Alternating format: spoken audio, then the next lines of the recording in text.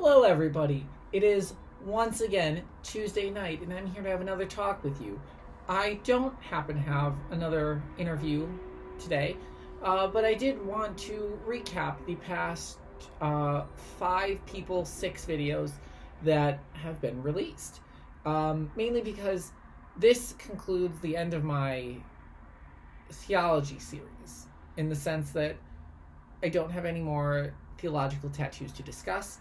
In the future, however, I do hope to discuss a myriad of different tattoo themes, groupings, sets, clusters. I'm trying to just think of more adjectives or verbs. I'm not good with grammar, whatever that set of words are. But I just wanted to make a final recap of everything that was kind of discussed.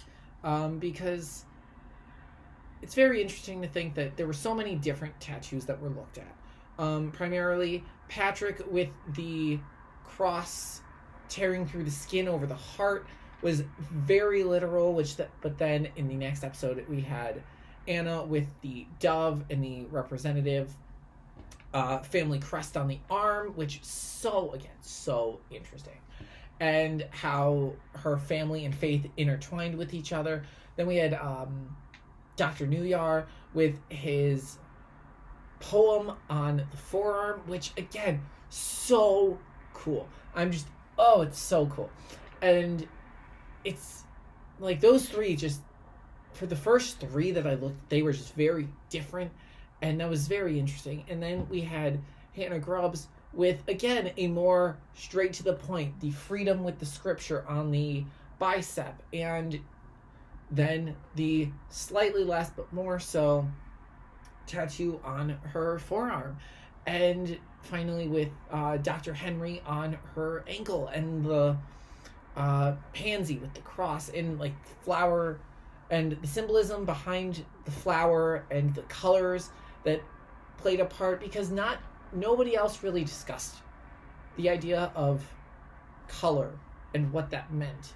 Anna touched on it briefly with her crest in the different colors, but those had a specific meaning to the color because of a story or a specific feeling, where Dr. Henry's was, again, more a personal choice that didn't have much meaning, but still, I don't know, this was a very exciting process for me, and I enjoyed it thoroughly, and I'm very excited to see what other Tattuesday night talks I get to have with people. But it's very interesting to think that I had 6 different conversations, 5 people, 6 conversations-ish, however you want to put that 2-part video in there.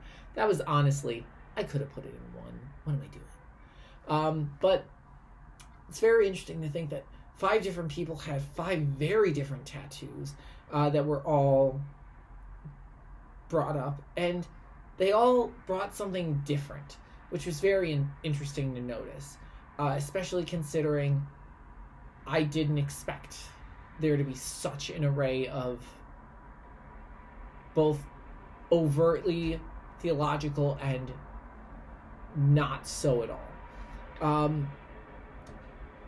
I didn't expect it, which I know that I'm repeating myself, but it's very interesting to think that I went in expecting very much what Patrick had, what Hannah had, things that were very overtly, this is a religious tattoo, this is its significance, and this is what it means.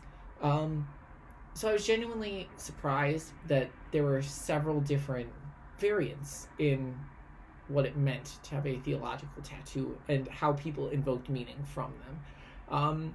I was also pleasantly surprised that people had not considered the placement, but it still had an impact in the way that they gain meaning from it. Again, going back to Hannah and her tattoos, the fact that I thought that was one of the greatest things I've ever seen, was when I explained it and then she had her reaction. That was priceless for me. Just how she discovered an entirely new meaning of the tattoo based on its placement, which was something that she put there just without really, not without thinking, but without the thought that this is the meaning that I'm trying to invoke from placing it here.